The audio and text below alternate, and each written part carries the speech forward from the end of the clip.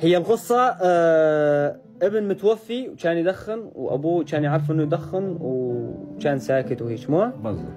والام راحت لابنها الميت وتقول له اجيت الوحدي وما جبت ابوك وياي، اقعد يمي دخن والله ما اقول له.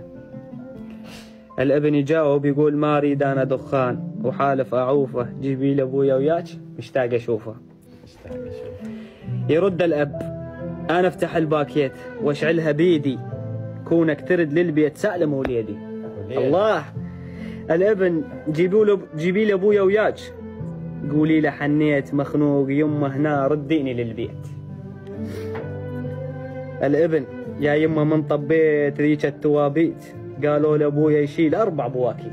4 بواكيت. الابو بس ريته يرجع يوم حتى لو زياره، بيد اشترى الباكيت وانطي جقاره.